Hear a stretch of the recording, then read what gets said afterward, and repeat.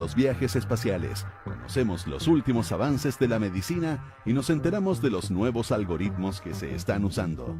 Activa tu inteligencia artificial, porque en Aire Fresco es hora de conversar con los expertos junto a Polo Ramírez y Francisco Aravena. Así ya estamos junto a Pancho Aravena para conversar con nuestra invitada de esta tarde. Ella es bioingeniera de la Universidad de Concepción, doctora en Ciencias Biomédicas de la Universidad de Chile, Pancho, ¿cierto? Así es Denise Sepúlveda, que como tú decías, investiga, ha trabajado principalmente en el laboratorio dirigido por Claudio Hetz, que nos ha acompañado aquí, desde luego, y ha sido premiada recientemente por la Sociedad de Biología Celular por su tesis. Y es súper interesante porque ella trabajó con una proteína que se llama HSP47. Después le preguntamos si le pueden poner como Anita, no sé, algo más como las estrellas, ¿no? Que primero se llaman así y después alguien le pone un nombre como más digerible. Pero bueno, la HSP47 está principalmente relacionada con la producción de colágeno, algo que relacionamos siempre con el tema, mucho con el tema cosmético, ¿no? Y con el tema de los huesos, etcétera. Pero Denise ha investigado su conexión y su función en el ámbito de la neurociencia, de la sobrevida de las células cerebrales, y eso es algo inédito y por lo cual ha sido bastante elogiada en este trabajo, que además desarrolló junto, o más bien tuvo la asesoría, la compañía de una eminencia en la Universidad de Tokio, el doctor Kazuhiro Nagata, que entiendo, Denise, ¿cómo estás? Que es como el padre de esta proteína, ¿no? Exactamente. Bueno, primero que todo, muchas gracias por la invitación. Efectivamente, HSP47, que viene por sus siglas de... Sí, muchos años trabajando con ella, claro. Así que sí. Viene por sus siglas en inglés de Heat Shock Protein. Fueron descritas cuando habían cambios de temperatura y su expresión aumentaba. Y bien, como mencionaste, desde los años 90, descrito por Kazuhiro Nagata en Kioto, sí, no Tokio, ahí capital antigua. El padre de esta proteína, quien la describió en su función canónica o más normal o descrita, en la síntesis del colágeno. Perfecto. Proteína estructural, súper mencionado como comentaste tú. Y lo que nosotros fuimos a hacer entonces fue en realidad describir junto a un equipo, no solamente yo, una nueva función como proteína moduladora de otra respuesta que está dentro de las células y que nosotros podríamos adaptar y promover la sobrevida y no la muerte de las neuronas, que es lo que ocurre en toda la neurodegeneración, desde el Alzheimer, Parkinson. Entonces, es apostar para que la célula no vaya a un suicidio, a una muerte, sino que potenciar su posibilidad de sobrevida. Efectivamente, este es un trabajo desde el año pasado. La noticia toma vuelo ahora porque, claro, fue reconocida por la Sociedad de Biología Celular de Chile como la mejor tesis doctoral este año. Entonces, ahí obviamente se toma como base el paper que fue publicado y que tuvo además un muy buen índice de impacto en la revista que publicamos. ¿Dónde se origina esta investigación? ¿De dónde surge la idea, digamos? Perfecto, sí, esta es una historia bastante más antigua en realidad de cuando yo llegué. Tiene orígenes en el laboratorio del doctor Claudio Hetz, con dos investigadores anteriores, que son Diego Rodríguez y Diego Rojas. En ese momento ellos estaban haciendo su postdoc y realizaron lo que nosotros denominamos un screening masivo, donde tratamos de encontrar proteínas que puedan estar interactuando. Y en este screening masivo, que habían 200 proteínas para investigar, una de ellas era HSP47, así que durante mi unidad de investigación yo trabajo con unas proteínas candidatas, y finalmente tomo HSP47 como target de mi investigación. Pero en realidad es una historia bastante más antigua la que se comienza. Ahora, por lo que dijiste hace un minuto, esta conexión, esta función o esta, no sé si está bien decirlo, utilidad de esta proteína con el proceso de degeneración celular y de muerte programada de las células y de las neuronas en particular, ¿es algo que ustedes fuerzan como una posible aplicación o es algo que sucede naturalmente y que ustedes identificaron que se podía potenciar? Perfecto. Iría un poco más por la segunda alternativa que me das, algo que naturalmente ocurre en células sanas y en células enfermas. Esta proteína es moduladora de esta respuesta que denominamos a proteínas mal plegadas.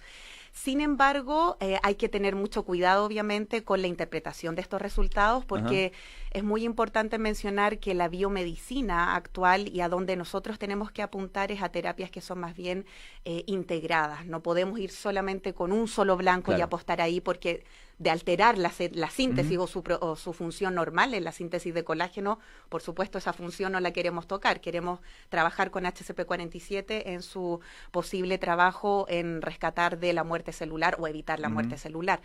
Entonces, apostar solo por HCP47 es una idea bastante utópica. Lo que hacemos entonces es sacar este mapa completo de todos los posibles interactores y moduladores y sobre eso empezar a modular y a regular. Por supuesto, todo parte desde análisis que nosotros denominamos in vitro, por lo tanto es mucha de manipulación y hay harto artefactual. Y ahí es porque el trabajo y la colaboración ejercida con Dr. Sensei Nagata es tan importante, porque lo que hicimos allá fue validar todos estos resultados en un organismo completo, es decir, en este caso en un ratón. Perfecto. E internamente, con quien es ahora codirectora del Instituto del BNI, con Jimena Sierra Alta, ella también trabaja en modelo de moscas, que increíblemente hay una alta homología entre algunas moscas y nosotros, así que también validamos esto en ese modelo también de organismo. Y ahí es donde toma otra relevancia la publicación.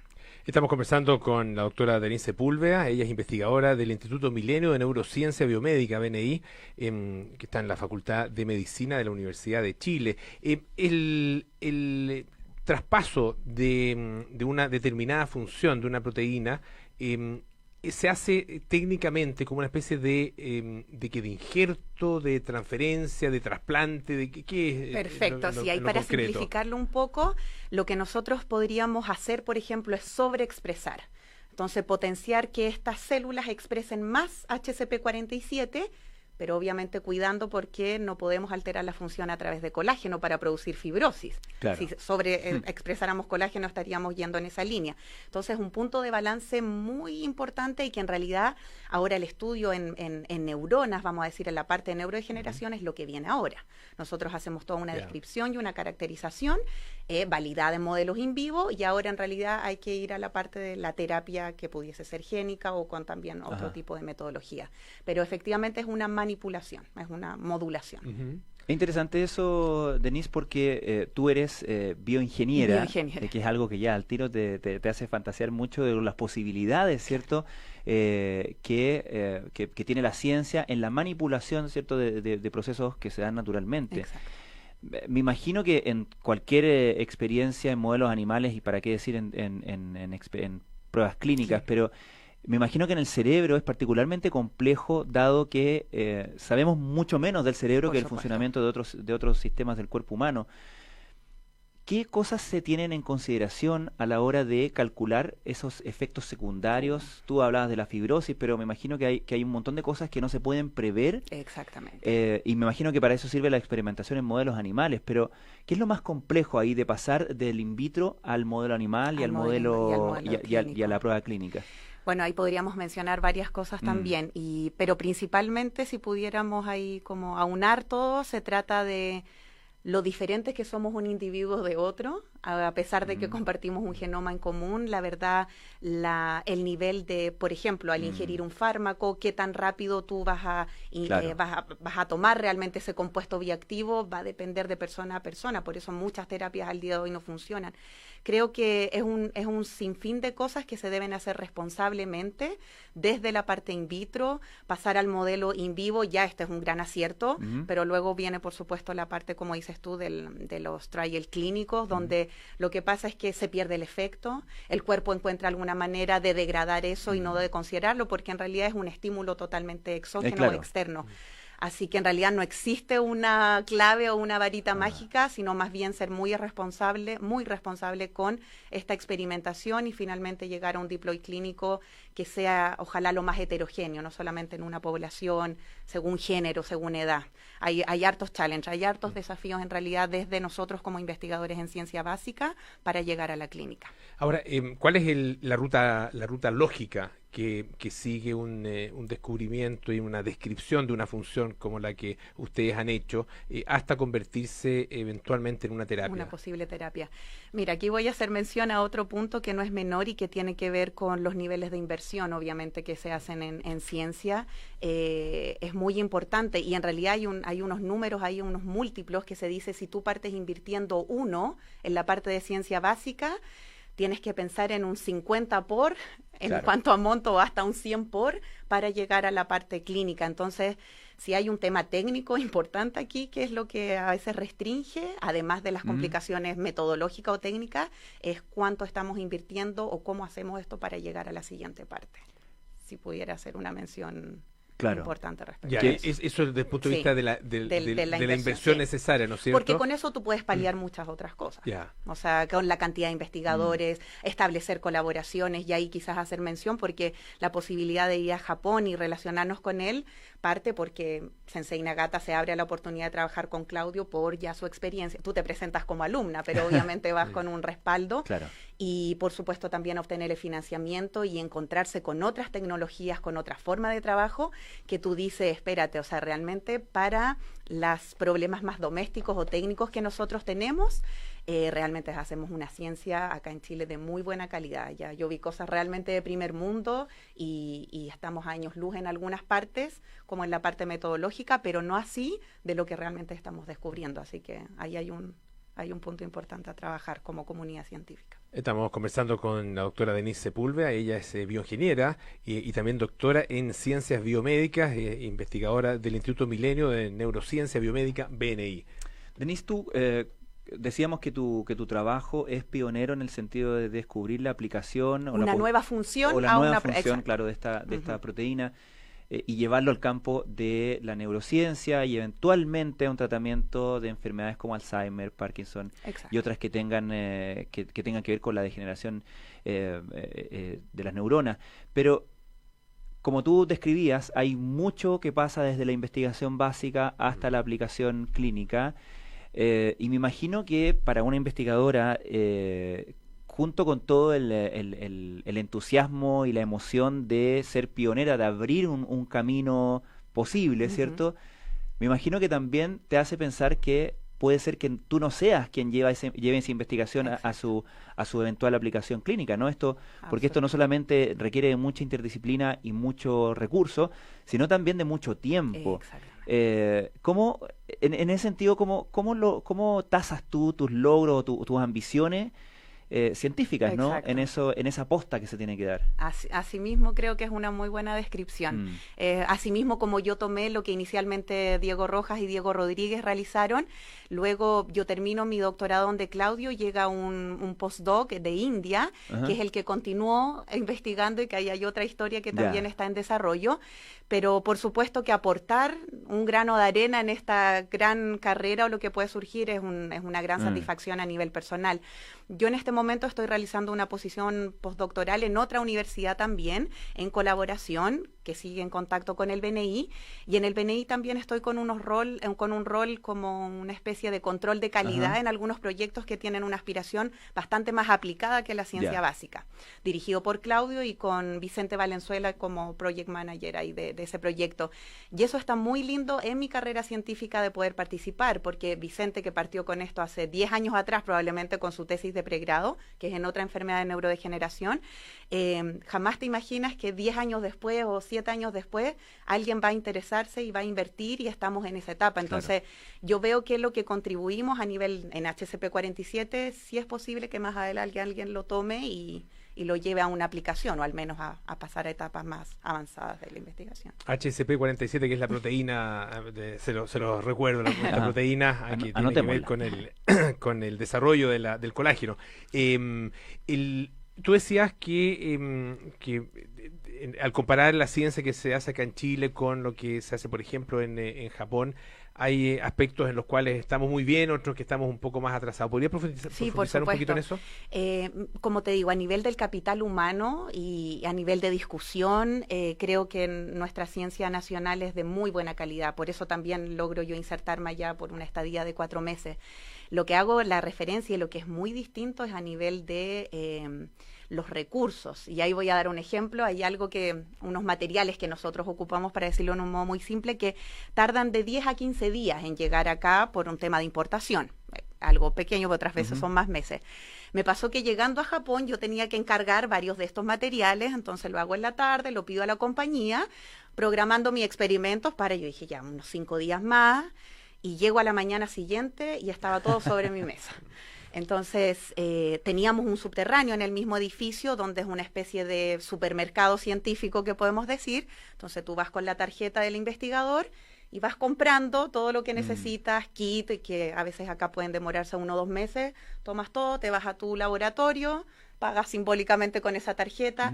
Entonces, mucha automatización en esa parte que es más doméstica y que a nosotros nos toma bastante tiempo y es un retraso en realidad. Y nosotros vamos peleando con ese tipo de cosas y aún así logramos publicar, pero un nivel de orden que también es admirable, o sea, y mucho rigor científico. O sea, eso, no todo tiene que ver con recursos, entonces. No todo tiene que ser. Es muy importante. También es gestión. Pero también la gestión también. Exactamente.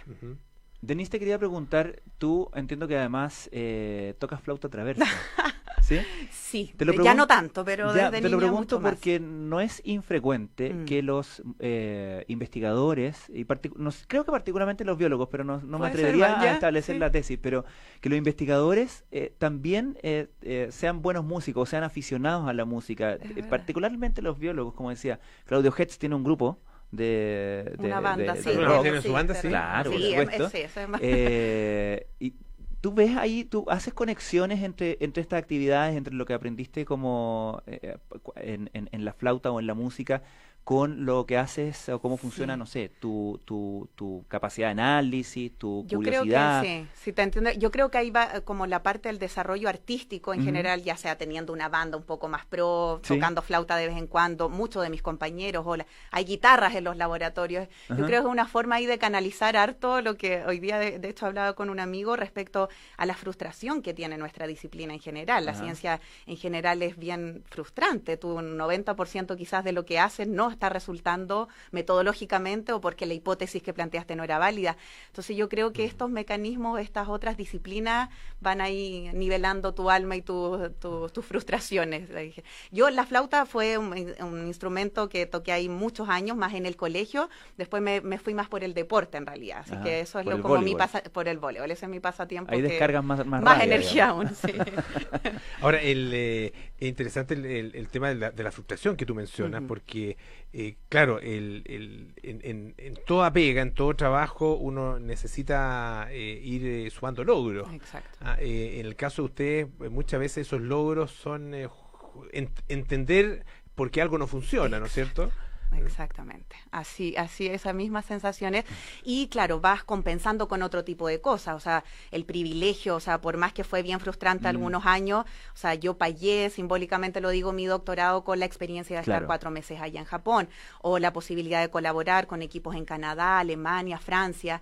Eso es también un poco porque es la visión del laboratorio donde tú estás, muy colaborativo, con muchas personas para discutir, un laboratorio grande, entonces hay muchos postdocs con los que tú te puedes apoyar. Creo que el círculo humano que te acompaña, más estas actividades personales, son demasiado importantes para llevar una carrera científica. Y así como se comunican y se publican los logros, los éxitos, para que todo el mundo avance eso en distintas vías, ¿los fracasos se comunican? Digo, ¿hay una manera en que un investigador diga, no, esto no resultó por este lado, voy a intentar por este otro? Sí, se publica, pero obviamente no es tan bien valorado, ni no toma tantas dimensiones. Pero tiene un valor importante. Pero tienen un valor fundamental. Se publica, claro, no alcanzará un índice de impacto tan glorioso como puede ser un acierto, pero es súper importante a la hora cuando tú diseñas un nuevo proyecto, es tomar todo ese estado del arte y ver todos aquellos que ya probaron cosas y no funcionó. Claro. Así que creo que también corresponde, y esto tiene que ver, cuidado con los exitismos respecto a las cosas en general, que tiene que haber una mayor valoración justamente de las cosas que, esa hipótesis que no, en realidad no va por allá, tenemos que cambiar la línea, pero ese resultado es igual valioso. Bueno, le queremos agradecer muchísimo a la doctora Denise Sepúlveda, investigadora del Instituto Milenio de Neurociencia Biomédica, BNI, y recordarles que ella acaba de ser premiada por la Sociedad de Biología Celular por su tesis doctoral. Muchas gracias, Denise, por estar con nosotros. Gracias, Denise. Francisco Aravena, Pancho, muchas gracias. Un gusto, Polo, como siempre. Ya nos vamos, viene Cartas Notables con Bárbara Espejo, hoy Jimi Hendrix, una carta de Jimi Hendrix. A continuación, Nada Personal con Matías del Río, Josefina Ríos. A las 8, Terapia Chilense con Héctor Soto, Arturo Fontaine y Daniel Labarca. 20:30, Sintonía Crónica con Bárbara Espejo y Rodrigo Santamaría. Nosotros nos juntamos mañana a las 6 de la tarde para más aire fresco. Sigan en compañía de Radio Duna y visiten siempre duna.cl. Chao.